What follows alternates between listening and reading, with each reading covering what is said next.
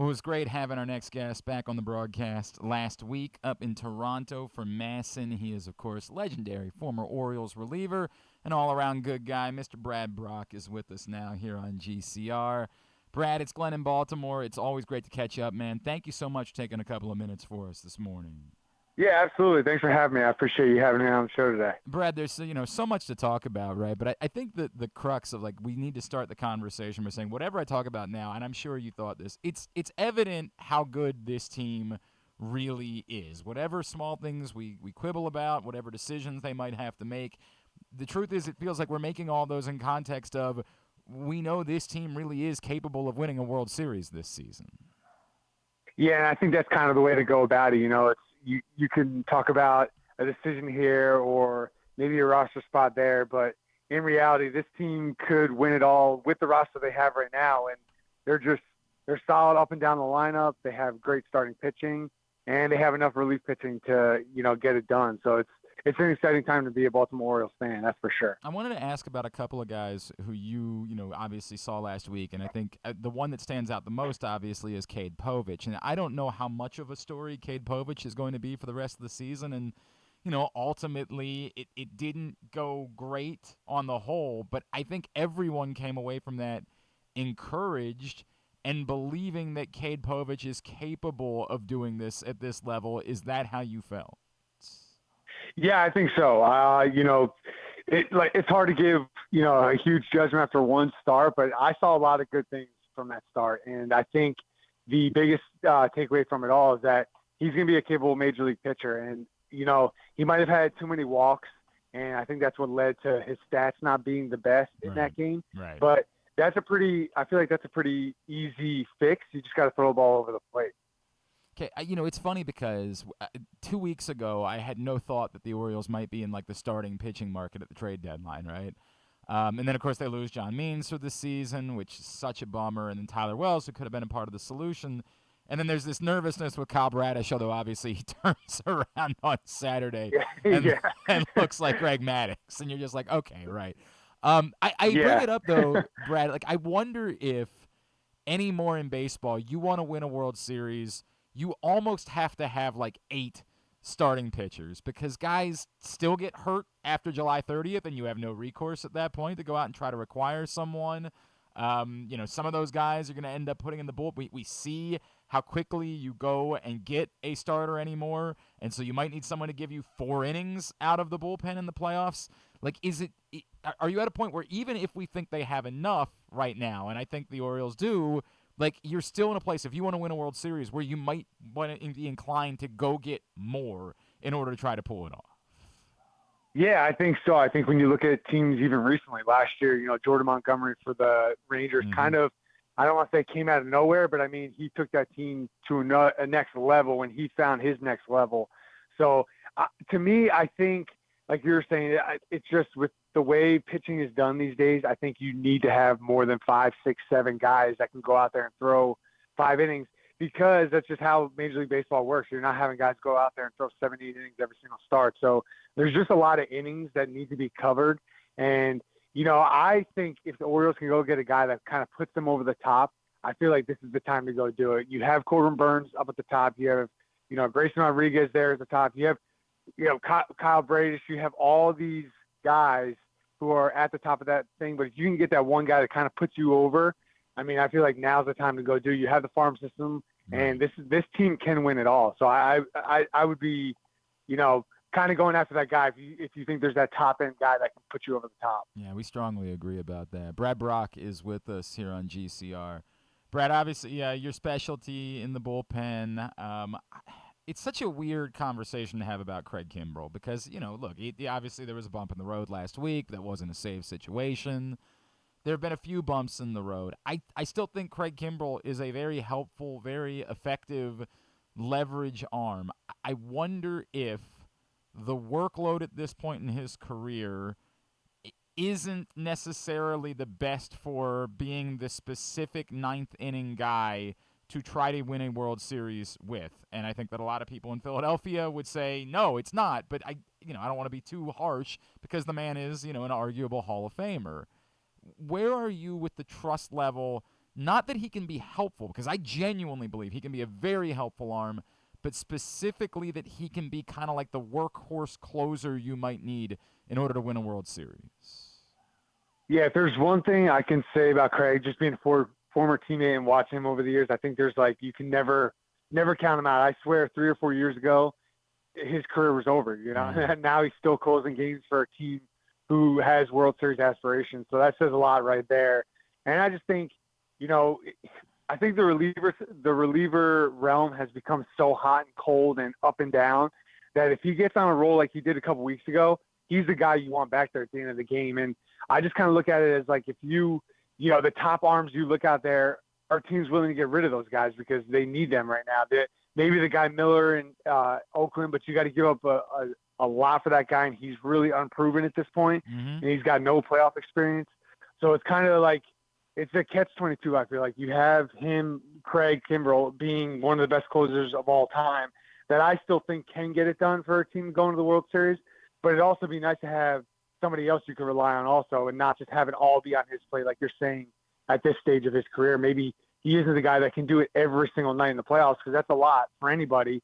And there's not many guys who can do it even in the prime of their career. No, I think it's a very fair point, which is it almost sounds like the conversation we were having about the rotation, right? Which is you need a bunch. Yeah. You need a bunch definitely. of reliable leverage arms that you can go to in those spots as the playoffs go on. And look, Ynier Cano seems to have turned it around a little bit in the last couple weeks. And, I hope that he can be one of those guys, but it seems like maybe it's not, to your point, the specific closer, but it's just finding guys that you can trust as leverage arms.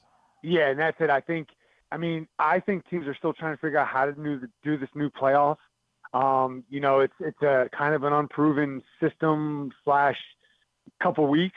Right. So I think every team's trying to figure out how do you go about these games, because if you have a guy who's struggling right as the season ends, you pitch him in the 9th inning when it's a 1-run game, because he was your closer all year. I think that kind of changed a few years ago. Teams got away from, okay, we're not going to have the closer, but we're going to have these 3 guys, and they're going to get the last 9 outs, 12 outs of a game. So I think teams are still trying to figure that out. And like I said, I just don't think you can have enough arms to keep other teams at bay. And it's just that first series in the playoffs that it can be done in 3 games, as the Orioles saw last year. And it's one of those things, if you can have, a guy struggling in the 3rd inning, you get him out and bring in another arm and just keep the score at bay, then I guess that's the way to go about it.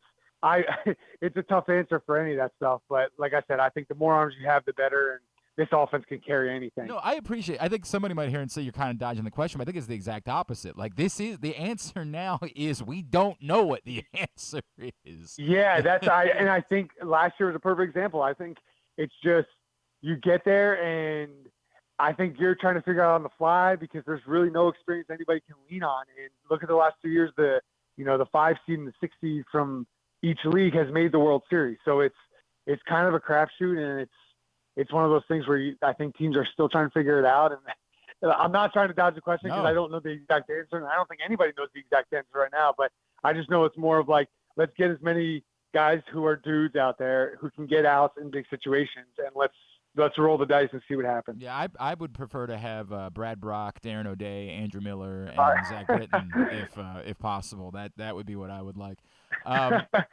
Brad, a lot made. Those bullpens were ahead of their time, so. Whew, man, they had, and yet still, right? It couldn't get a World Series. Yeah, and even then, yeah, I know, right? Brad, you got to see Connor Norby obviously last week in Toronto. A lot made about, and this is an impossible situation for the Orioles because they have so many capable major league players at the highest level of their organization right now. They don't have 26 major leaguers. They probably have 31 major leaguers. It's not easy, but a lot has been made this season about how important it might be when you do bring a guy up to give him more rope and not to have, he started off with 3 for 14, to not just send a guy back down. If you're going to bring him up here, you got to give him a prolonged chance to adjust and figure it out at the major league level.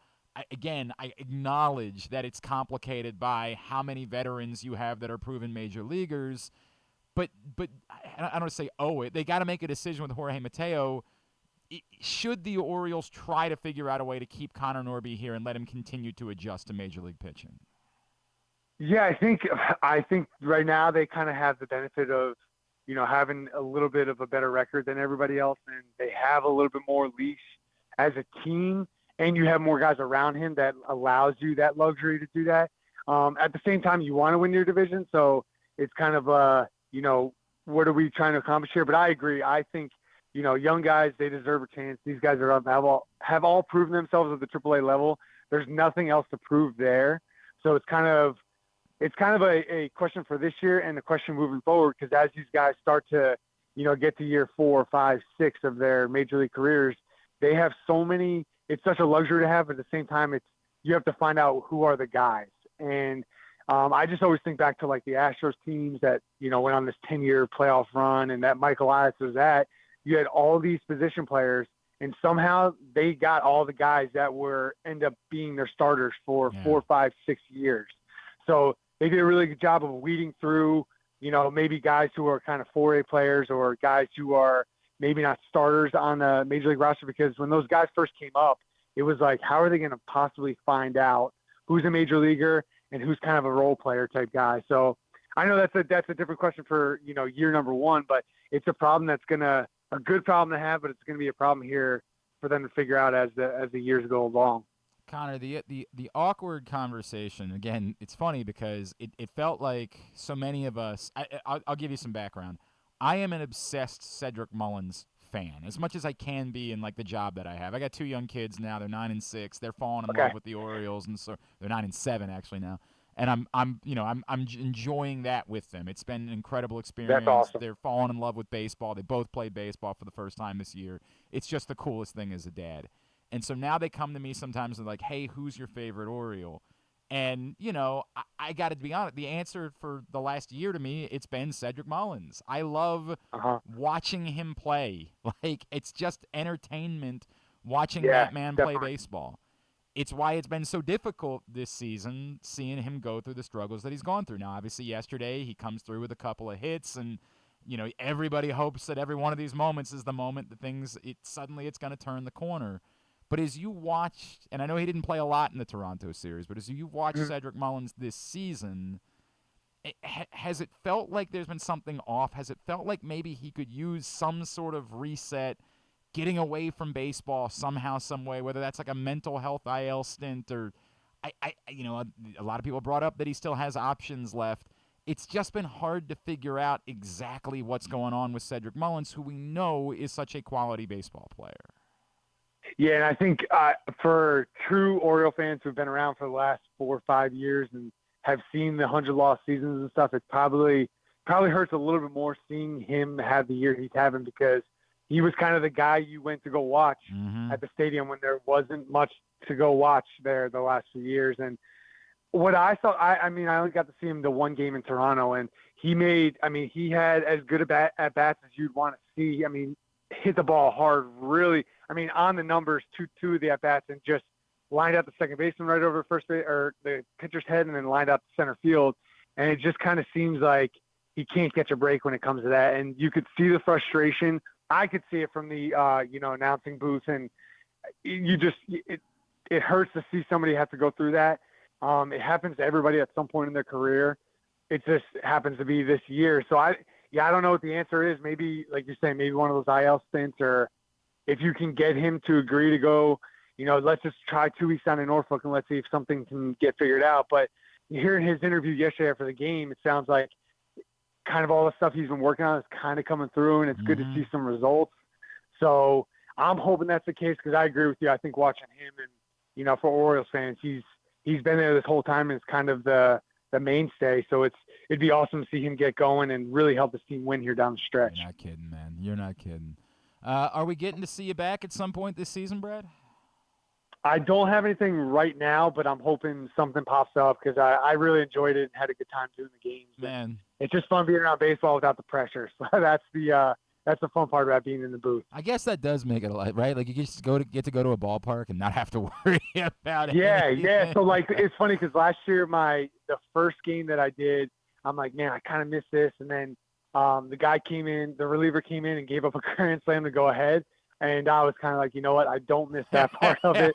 But those are the ones that, you all sleep over for about a week. So I don't miss that part of it, but it's just nice being around it and just getting to talk baseball again. Because when you're playing, you really, I know it sounds kind of weird, but you don't talk about baseball too much because nobody really wants to hear it. It's your job. So you're around it. Yeah, it's your job, and you have 162 games a year. So it's kind of like when you go out to eat or you're back at the hotel or, enjoying a drink or two with a friend, with the guy on the team. It's kind of like, all right, we're not going to talk about baseball. Yeah. So it's kind of nice to be able to do that now. And just kind of, for me, I always liked growing up hearing the announcers talk about like stuff kids can kind of get as the game goes along and like little pointers here and there. So I try to do that as I do it. I'm getting better at it. I'm still learning how to do it. So, but it's been a lot of fun. We hope we get you back. We really enjoyed having you on the broadcast last week. Brad Brach, always appreciate you, man. Thank you for taking a few minutes for us this morning. Absolutely. Yeah. Anytime.